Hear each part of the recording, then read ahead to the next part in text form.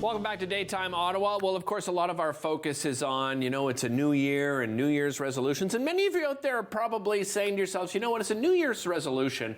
I want to introduce myself to doing something new. And perhaps that something new is a hobby. There are so many benefits when it comes to getting into finding a hobby that you are passionate about. And I can tell you my next guest is very passionate about hobbies. I'm joined by Bill Chappell. He is the owner of the Hobby Center. Welcome back, Bill. Thanks for having me, sir. A pleasure. Happy New Year to you. How were your holidays? Very good, thank you. Excellent. Happy to hear that.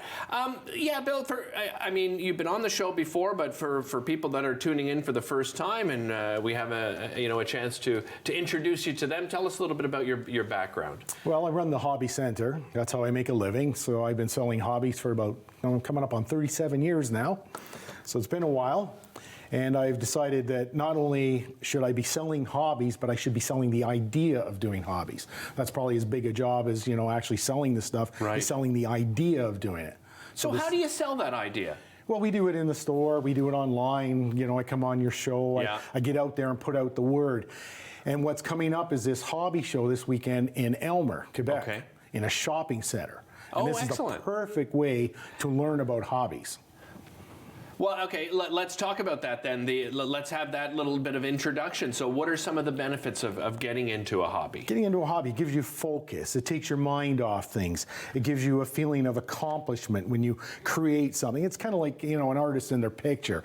So you take a bunch of plastic or whatever and you turn it into a finished object and something you can display with pride and, brag about, show to your friends. And yeah. You get accomplishment, Well, and you're right, because I remember as a kid doing hobbies, and my brother and I were really into modeling, and your friends would come over. You'd have that bookcase, right? Yeah. Just filled with all of your accomplishments, and how much fun was that? Let's do a little show and tell. So what have you brought along with you here today? Well, I'm hoping these are things you will see if you come and attend the show this weekend. Like there's science fiction models. We all know the Millennium Falcon from Star Wars. Yeah. This is a what they call a gunpla model. It's a Japanese animation mechanical suit, combat suit. Okay. Very popular with the youth these days. This is a freelance creation. It's you've seen the movie Ghostbusters. This is freelance? Yeah, this is a 57 or 55 Chev that he's right. converted into a fantasy Ghostbuster mobile. Like it's cool. Plausible because it's so good, right? Yeah, yeah. But it's totally made up. This was a 3D painted figure, nicely painted, of Bernie Sanders. Oh, that's who that is. So they'll be there with historical miniature soldiers. I saw that instead of a soldier, we bring Bernie out. Yeah, of course. One of the main focuses, the sponsor of this show is the Model Railroad Club in Quebec. Okay. And they have this ginormous demonstration layout. It's like 10 feet tall, multi-layered, and they show all the different scales. Like, this is your little N scale train. This is HO. Those are two of the most popular ones. But then they've got bigger and bigger and the garden scale ones, and you can see them all in action. So you get an idea what you're looking at. You say, hey, that's the one I'd like to do. Yeah, like, and you can really, when you see people that are passionate in particular about trains like this, it's incredible the environments that they build around them, eh? Oh, yeah. That's, I think, what makes it so much fun. Well, there's some large modular layouts that'll be there in the N scale and the HO, all landscaped. We're talking 30, 40 feet long. Yeah, it'll blow your mind when you come awesome. and see this stuff. I love it. Tell me about this boat here. Radio control boat. This is radio controlled. Yes, okay. It's a rather small one because space limits, yeah. But there'll be ones this big as you want, as small as you want. And the club that does these, they're usually at Browns Inlet every Tuesday night in the summer. Yeah, I've been they're to going to be them. out doing a display and promoting their club. So come out, ask some questions, learn about it. Maybe it's for you. This is something I remember growing, and they've come a long way. They have.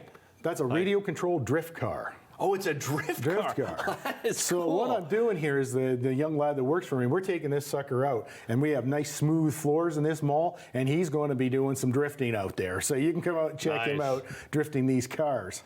And we're seeing more and more of these. This is a drone we've got here, and you can get them from small to really as big as you want these days, Yeah, this is the small, lightweight model. It's perfectly legal. You don't have to register it online, and that is just an example. We've seen radio-controlled clubs show up with their large airplanes and helicopters and that. It's always up to who shows up to this thing. So you can have, things I haven't even mentioned because I don't do them. There's going to be a bug display there. Really? You can go see beetles and cockroaches the size of your hand, and then pins, those pins, those metal stick-on pins. Yeah. Thousands of them. These guys are displaying because that's their passion. Pin Right, collecting, right. bug collecting. Some guy that makes violins by hand. Lego. There's a big Lego train layout. Yeah. The kids love that stuff. Now, not only do you get to see these, you get to meet the clubs, you get to talk to the people that do it, you know, so you can learn more about it. There'll be people selling stuff. Like I'll have a booth there. I'll be selling some things. Of course. And there's some individuals and collectors. They'll be selling stuff. So you have an opportunity to buy as well as view. So it's kind of covering everything. Well, what mall is this in? Where's the it Galleries of Aylmer. Okay, Galleries yeah, Aylmer. yeah, I'm familiar. On the Rue Principale. Yep. I think there's a Jean Coutu and a Super C in there. It's a pretty big mall.